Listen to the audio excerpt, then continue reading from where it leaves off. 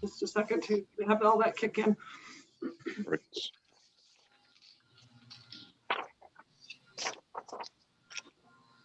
All right, we're all good. Go ahead. Sounds good. We'll call the meeting to order of March 25th, 2021 at 9 o'clock.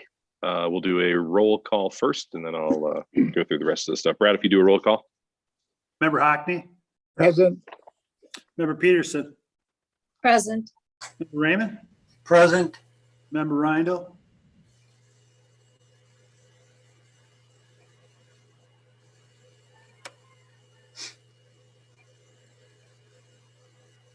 I see him.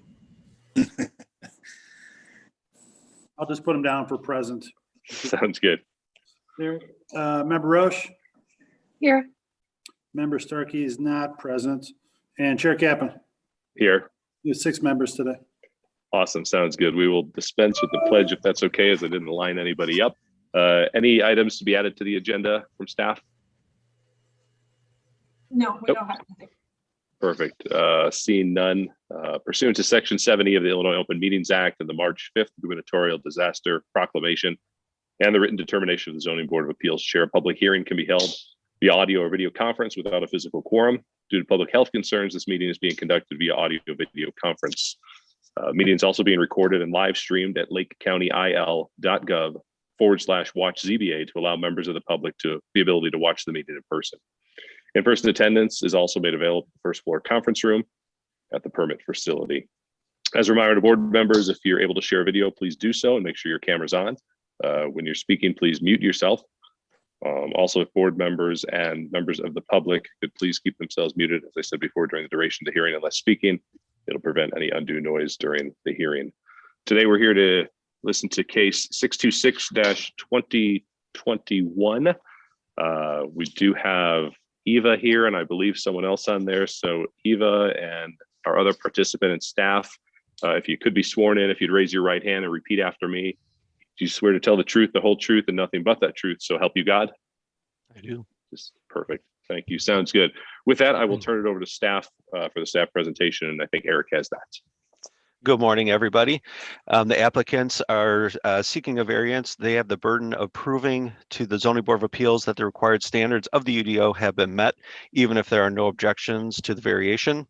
At the conclusion of today's case, the ZBA must make a finding of fact identifying its reasons for granting or denying the variation. The board may require the petitioner to meet certain conditions so that the use allowed by a variation will not have a negative impact on nearby properties. The applicant and public will have the opportunity to make suggestions regarding appropriate conditions. This is ZBA case 000-626-2021. It's a variation request to increase the maximum floor area ratio from 0.30 to 0.35 for the construction of a second-story building addition. The applicants are Jeffrey J. Lynch and Joan Boulet-Lynch. They are the record owners. The property address is 100 North Skokie Highway, Lake Bluff, Illinois. It's approximately 0.59 acres, and it's a conforming lot in the general commercial zoning district. The legal notice for the case was published in the Daily Herald on March 4th, 2021. Correspondence about the case has been received from the Lake County Divisions of Engineering, Building, and Public Works. The applicant's consultant, Eva Polanski of Simple Form Architecture, will present the application today. And I do want to make a note that the property staff did have some conversation in-house prior to going through the variation process here. The property to the north of this lot is also owned by the applicants. It is zoned R6, which is a residential zoning district. So there was some in-house conversations whether or not we should have them rezone that parcel to general commercial in order to meet the floor area requirement, or they should go through the variation process. And basically what it came down to is that that lot that's zoned R6, which you see the cell tower and you see the additional parking on, the cell tower is a permitted use in the R6 zoning district, which would not require the rezoning. And then the improvement of the parking area that's all been there since prior to 2000, is basically considered legal non-conforming at this point. So in order to move forward with this, staff determined that the variation process was the best process available. If you Awesome. guys have any questions, I'm here to answer them. Sounds good. Thanks, Eric. Any questions from any board members? Hearing and seeing none. Eva, I believe you're going to make our presentation today, so I will turn it over to you. Thank you. I'm an architect. I was hired by Lynch Construction to design a second-story addition to an existing commercial building, which is used as a workshop, an office space, and also as an interior storage. This building is located at 100 North Skokie Highway in Lake Bluff, which is a conforming parcel in general commercial district. And our proposed addition contains of 182 square feet on the first floor and 998 on the second floor, which exceeds the allowable FAR of 0.3.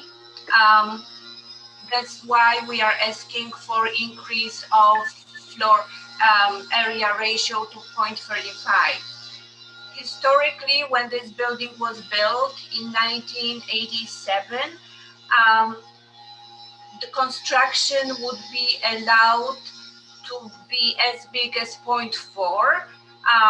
So there would be a historical precedent, but now my client's intention is to expand the existing workshop and add a few more offices on the second floor. And we were thinking that adding a second story, so creating a volume and making a mass a little more balanced. We are thinking that 3-form structure would look better and would architectural appeal to the neighborhood, and especially would create a nicer street presence. That's why by elevating the form, by adding new materials like steel and glass and making it more modern, we are thinking that this proposed building will create a greater harmony and will look better in the surroundings. So those are, based on those factors, we would like to ask the committee to consider granting us the variance. Great, sounds good. Thank you. At this time, we'll go around to our members and see if they have any questions of your testimony. We'll start with Member Hockney. I have no questions. Okay, thanks, Denny. Member Peterson. I have a question. So on your drawing, you have a little pathway that goes from the between the second story glass addition to the existing second story addition. So is that available year round to your employees to go back and forth on the rooftop there? Right. So that was an idea that we had for a pathway between two second-story forms. But now, when we went through the bidding process and design development, we decided to eliminate this path. So there will not be any changes to the existing roof structure. Okay. Yeah, my concern was that it might be a little distracting to drivers, like seeing people on the roof going back and forth, or maybe they're sitting outside having a Coke in the middle of the afternoon. I don't know. Okay, so Yeah, no people on the roof. Okay, so everybody will have to go downstairs through the main workshop to go to the other building and then go back upstairs if that's the case. We'll have to go through the office space. This when you go down from the second floor, you go to the office space, main lobby. Yeah. Okay, that's all I have. Thank you. Mm-hmm. Great, thanks, Member Peterson. Member Raymond. I have no comments. Great, thanks, Marv. Member Reindl, can you hear us?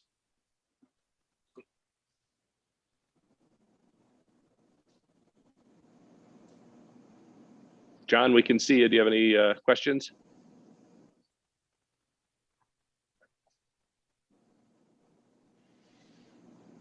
Mr. Chairman, he was just trying to call me, so maybe you can skip him. Okay, perfect. We'll go back. No problem. Member Roche.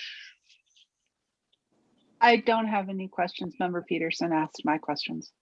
Great, sounds good. I do not have any questions either. I appreciate the presentation and thanks for the questions on Member Peterson's clarification there as well. See if John types in there. Not, looks like Brad's trying to talk to him. We'll see if he has any questions. If not, Eva, do you have any other comments before we go around and see how everybody thinks? No other comments. Okay, sounds good. Member Hockney, how you feeling about it? Good with it. Sounds good. Member Peterson? I'm good. Perfect. Member Raymond? I have no problem. Okay, and Member Roche? I have no problem. Great, sounds good. Member Reindl, can you hear us? Nothing there. I see him at least. All right, we will, if there's no other questions or comments from the petitioner, a motion would be in order then to close testimony on this case. I'll make a motion to close. Member Peterson, second from Member Hockney. Any discussion? Seeing none, roll call, Brad. Member Peterson, Aye. Member Hockney, Aye. Member Raymond, Aye. Member Reindl. You can give me a thumbs up if you can hear me. I think that's a thumbs up. I'll put that as a yes. Member Roche Aye. and Chair Kaplan. Aye. Testimony is closed. Sounds good. Thank you. At this time, would look for a motion then, and if you could include some of the reasonings, that would be great too. So that would be in order at this time. Also move. Sounds good.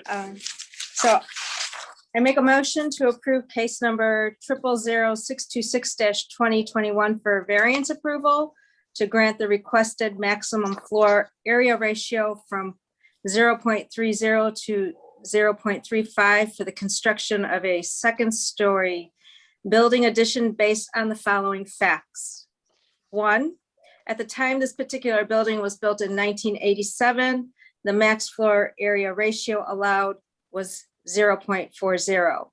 This building as is has a floor ratio of 0.30.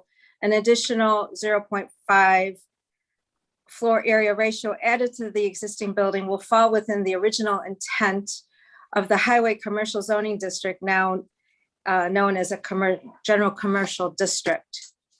Second, to intend to modify the interior of the existing structure to accommodate the expansion of the workshop and offices is not feasible. It's like trying to add more water to an already full bottle, as was seen with papers stuffed at the doorways. And number three, lastly, the petitioner has exhibited through architectural drawings that the new construction will add balance to a building that is low profile in its character, and it will be in character with other commercial buildings fronting Skokie Highway and will not adversely impact privacy, light, or air on neighboring properties. Perfect. Sounds good, Member Peterson. And I will just add that it's consistent with the site plan as presented today. Is there a second to Member Peterson's motion? Second. Second. Second from Member Hockney, I heard there. Any discussion? If not, Brad, a roll call is in order. Member Peterson, Aye. Member Hockney, Aye. Member Raymond, Aye. Member Reindl. I don't see him on the screen. Okay. Member Roche Aye. and Chair Kaplan. Aye. I have a vote of approval 5-0. Sounds good. Motion's passed on 626. Congratulations, and work with staff on this one, and looks like a good project, so thank you.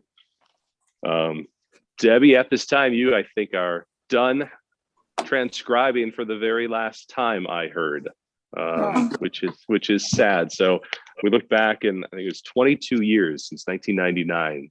Debbie has been here for us, so she's done an awesome job. We always called her an additional board member. Always appreciated her her comments before and getting to know her and getting to know her family before. She's kind of been the 8th unofficial board member on this board, the silent board member, as we called her, but always appreciated. She did a great job for us. We had some long hearings, we had some short hearings, and you will be hard to replace, I can tell you that. So wishing you well in retirement. Anything you want to say to us before you don't get to talk much, so now you can talk. Thank you so much. The staff has been great. And all the people on the committee and everything have just been wonderful working with. Thank you. Good. Any plans for retirement? Just going to relax and enjoy life. Well, we're kind of thinking of building a house. Good for you. Well, you know some people that can help you with zoning if you need it. I guarantee that. Yeah, thank you. Good. Well, thank you, Debbie. Good luck to you and best of health. And thanks for all you did for us too over the years. You will be missed. Thanks. Great. Thanks so much. You're welcome to stick around if you want to your annual report, but you can sign off if you want to, Deb. Brad, at this time, I think I will turn it over to you or Krista. I'm not sure who was going to handle the annual reports. We're going to, I think we're going to do a joint effort here. So okay, sounds good. And just the applicants and their presenters are also free to hop off if they are so inclined. We have a very brief presentation for you this morning. Get that pulled up. So when you're done. It's about just for the public. My name is Krista Brown, planning and zoning manager. This time every year we present annual report to the Zoning Board of Appeals. And so looking back on 2020, obviously it was quite a year for everyone involved. I think the Zoning Board of Appeals had about 3 hearings or meetings in the books when we hit mid-March, and then obviously everybody's aware COVID happened and everything kind of came to a screeching halt. So there was several months that we had to press pause on the hearing process to and pivot into this new virtual world that we're all getting very familiar with now. So the governor of state amended the Open Meetings Act. I think that was in May, which allowed for remote participation. And then it was staff working closely with state's attorney's office and other jurisdictions to look at how they were holding their hearings and just looking at what the best practices were. We came up with this process, which was implemented in September, and we've been trucking along ever since. So things are working well, and it enabled the Zoning Board of Appeals to resume your work, and we've been busy ever since trying to catch up from the time that things were on hold, and just looking forward.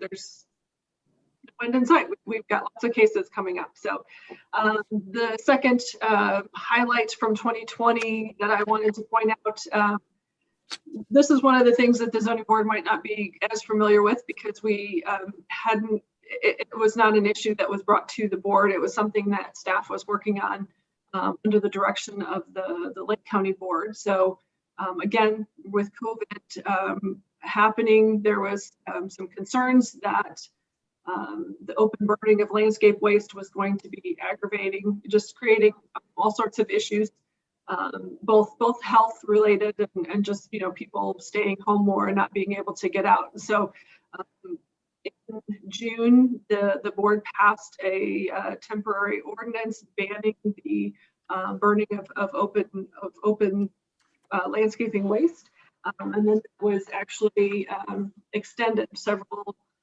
times throughout the rest of the year. And one of the projects that we are working on is coming up with a permanent solution for this issue.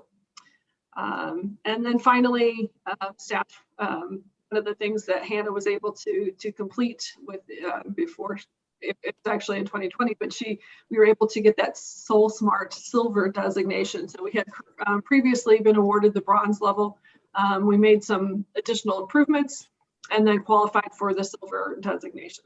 And we received that I think that was in spring of 2020.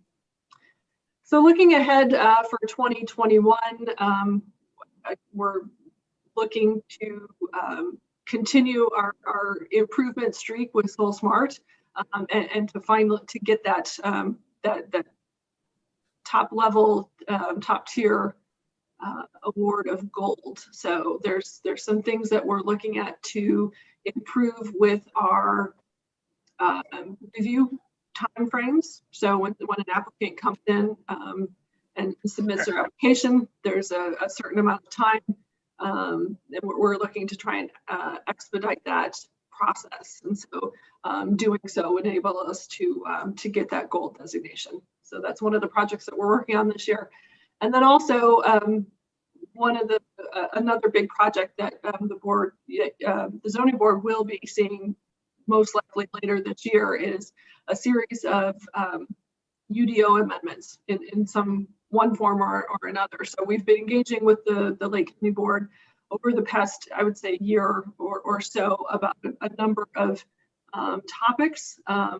The first, obviously, adult use cannabis businesses. That was the primary one that's coming up soon, next month. We're going to be launching a very robust communications outreach. So we have a website. It's got lots of information and tools, and there's a short video. So we're trying to, we'll be launching that at the beginning of the month, and then just looking for public input. So that will be coming up, and then most likely followed by the WDO amendments. We're anticipating sometime late spring. And then finally, the nature-related topics. So there's a series of different specialty topics that are sort of all along the same theme that we have been talking with the board about. And so we're looking to package those in sort of a group of amendments. And those include wildlife rehabilitation facilities, nature-based ecotherapy facilities, animal exhibitions, and bird safe design standards. So we're going to be very busy working on all of those things in the upcoming year. I'm going to turn it over to Brad now, and he will give a brief summary of the cases that you heard last year. Thanks, Krista. As you can see from the spreadsheet that we handed out, we had a total of 13 cases last year, 8 variances, 1 minor variance, 3 CUPs, and 1 rezoning. They were all approved. And I think I say this every year, but just because you approve all of them doesn't mean that you're being softies. All right. So when we first started the early assistance process, it was about 10 years ago. You know, my former supervisor was really thorough with applicants, but I think he was at a disadvantage when we would talk about, especially variance cases, and we would take it to the ZBA and didn't have the benefit of being scrutinized, being vetted by other departments. So public works, building, engineering, health department wouldn't see it until the case would go before the ZBA, and then they would comment after the fact. So I think in the past, 10 years prior to 2010, you may have seen it sprinkled in a few more denials just because it wasn't thoroughly vetted. So when we started the early assistance process in 2010, it really began the thorough vetting process. But by the time the ZBA sees a case, it really is the last option for especially variance applications, not necessarily for rezonings or CUPs, but for variances. It's really more often than not, it's the only option, with the exception probably of like a height variance. That's more of a want than a need for a case. But nonetheless, 13 cases last year, obviously an abbreviated year, and the most thoroughly examined case was the one I missed, was for the storage case in Wakanda. And like I said, that wasn't a variance, that was a CP and rezoning. So that requires more discussion. But 13 cases in an abbreviated year is a pretty good track number. And just to follow up on that, the Stormore case that Brad just mentioned, in case anybody hadn't followed, that was also put on hold because of the pandemic. The next step after following your recommendation was to move it forward to PWPT committee and to the Lake County Board, and that did occur. I believe it finally was able to advance through committee and the board in the fall. So like in August, September, October timeframe, and it was approved. So just to follow up on that, so you guys have that information. And that's any questions for staff here from any of the members? Any questions any of the board members have for Brad or Krista? Good job. Yeah, Yeah, we did a lot. It was kind of surprising how much we crammed, because there were several months that were things were very not normal and on hold, and so it still turned out to be a pretty robust year in terms of getting things accomplished. So that's great. Yeah, we weren't bored with the variety of cases we got to learn about. And like I said, I think I mentioned earlier, there's no end in sight. So, you'll be getting your April agenda soon, and that's going to be full. And we're already booking out through May into June for cases. So you're going to stay busy for sure. Good. Any other questions or comments from board members? I have a comment or a suggestion. I know I threw it out to Eric, but you know how the mail is very, very slow, and appears that it will get even slower as as things move along or don't. So when we go into the permit office to sign all the documents, why don't we just pick up our packets then? I mean, if we wait to the very, so for April's cases, or why don't we just go in like a few days before we're there, and then we go visit the site, and then we sign the document at the same time, because it just seems like I'm not so excited about printing these things at home, because if I print the survey at home, I get an 8.5 by 11.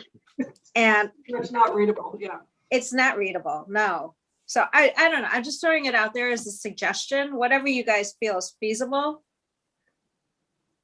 Yeah, we can take a look at that, Maria, and see if there's a way we can sort of streamline that for you guys, so that you can basically knock out a couple different tasks on the same trip and make it a little bit more efficient for you guys. So if there's resolutions, if there's packets to pick up. We'll take a look at that and discuss at staff level. There might be some things that we can do to make that, to facilitate that and make it easier for you guys. I know previously, I think we used to just hand deliver them to people's houses. Yeah. Or their place of business. Yeah. So yeah, let's take we'll talk about that on the staff level. Maybe that's a better option, is just to have staff go around to everybody's house once a month. I know I did that, back in December to get some resolutions signed. So maybe it's just a visit, or reversely, maybe it's just after, first of the month, then, you guys you could come and pick everything up and sign everything, because it'll be ready for you. So, but we'll talk about that. We'll give you an update. Yeah, because I think the timing of trying to get our staff reports and everything ready to go at the same time that you're trying to come in to do the signing, it could be pretty aggravating, because it's not always at the same time. I had this staff report done way earlier than like Tom would or Brad would, based on our workloads. So it does make it difficult to try and time it like on the 15th of the month. If you have a hearing on the 25th, that works. But if you have a hearing on the 19th, that doesn't work. So I kind of like the idea of the delivery. Perfect. Staff, you can take a look and see what works best for you guys and let us know too. That'd be fine. It works out good. And our goal, I think too, as soon as we can get back together and we get the okay, as soon as we get we're waiting for the state's attorney and the county. Once the county board gets back together, then I think we'll get the green light that we can come back together too. So we can adjust there as well. Yes. Good. There's no other comments on the annual report. Thanks to staff. I always say we do have the best staff. You do a great job of keeping all of us informed. And we've had several new board members this year too. And I think it's been a nice mix, some new questions, And I think we adapted well, considering we got to see everybody via Zoom most of the time. So kudos to staff for getting us up and running there too. It's been seamless, even with the larger hearings too. I know we do have cannabis coming up on the 19th, the 22nd, and date on the 23rd if needed. Just a reminder that the 19th is going to be at 5:30. I've been working with staff, and what we plan to do is they're going to make their presentation both on the 19th and then a somewhat summarized presentation on the 22nd, in case folks couldn't attend on the 19th, just to make sure that we cover all of our bases there. As of now, they've not gotten a lot of feedback, but they will be posting that in the next couple of weeks here as well. So 5:30 again on the 19th. How's April looking otherwise from staff? Any other dates that we should reserve at this time? There, I believe we'll have one variance case on the 8th. On the 8th? Yeah. Okay. Which is So your we've got- normally scheduled. And then we have the review, we'll have a review meeting, which shouldn't take too long, but we'll have that on the 1st. And I believe that time starts at 11. So to not conflict with some other committee meetings that are going on that morning. So just to talk about the text amendment hearing, the process in general. So. Perfect. Sounds good. Brief refresher. Good. Any other comments from any board members or staff? Anything else before we let you go? I think Chris Dummer mentioned the Ski Hill hearing, which is being, we're proposing it for May 11th right now. I sent out that survey, and that's the date that everybody seemed to be available for. That one's going to be a big one. That is a 95-foot tall ski hill that's going to be proposed up in the Wadsworth area. We are anticipating high participation. I'm sure.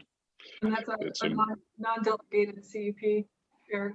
Yeah, that's a non-delegated CUP. So you'll be making a recommendation for County Board and PWPT. Perfect. Thanks for the heads up on that for May 11th. Seeing no other questions or comments from staff, a motion to adjourn is in order. If someone would like to make that. So moved. Sounds good. With that, Member Hockney, I believe that was you. We are adjourned. Thank you all. Have a wonderful day, and we'll see you on April 1st. You too. Have a good Thanks day so out much. there. Take care. Thanks, Have you a guys. good day, everyone. Bye. Bye-bye, everybody. Thank you. Bye.